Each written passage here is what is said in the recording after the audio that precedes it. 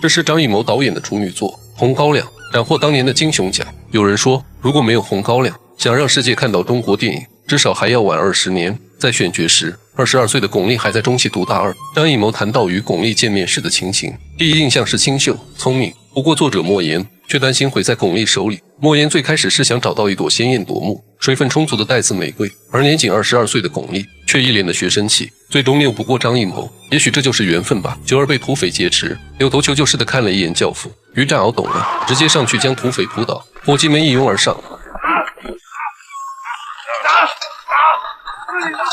这么不精打，死了。众人一看，这哪是神枪3炮，甚至连枪都是假的。九儿回到轿子上，双唇微张，与于占鳌对视，掀下轿帘，却故意露出一只3寸金莲。于占鳌上前，用大手握住，将小脚放回轿子中。一瞬间，所有血液向下涌动，欲望的种子埋进二人的心底。但在其他人的注视下，他还是控制住了。很快，众人来到18里坡，这是九儿一生的终点。于占鳌站在土坡之上，远远地看着九儿，九儿也隔着盖头望向于占鳌的方向。夜幕降临，九儿瑟缩在墙角，手中紧紧握着那把剪子。一声尖叫过后，抽烟的刘罗汉震了一下，而后将灯熄灭，仿佛没事发生。3天后，新娘回门，九儿的老爹不停说着让他理解爹妈，九儿越听越烦，拍着黑骡子自己走了。再次经过青沙口，头戴马步的男人冲出来，一把将九儿抱到高粱地里。九儿不停反抗，二人倒在地上，九儿疯狂逃跑，男人也一路追，终于赶上九儿，一把扯下头套。九儿才发现是于占鳌，他抿了抿干巴的嘴唇。于占鳌仿佛得到指令，没一会就在高粱地里裁出一片空地，唢呐齐鸣。这场野合不再是欲望的宣泄，而更像是迸发蓬勃生命的仪式，一种最原始又纯粹的生命赞歌。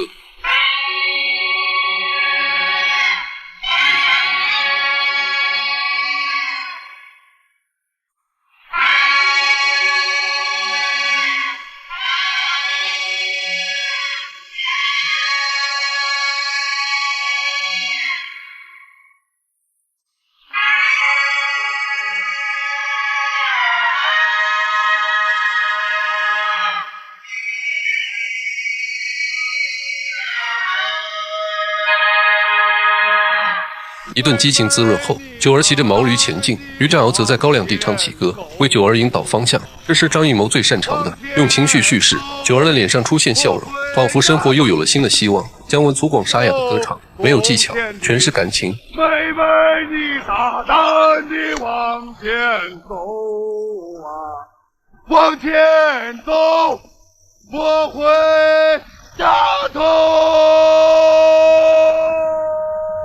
可回家没几天，他爹又劝他该回李家了。嫁了人，死活都是李家的人了。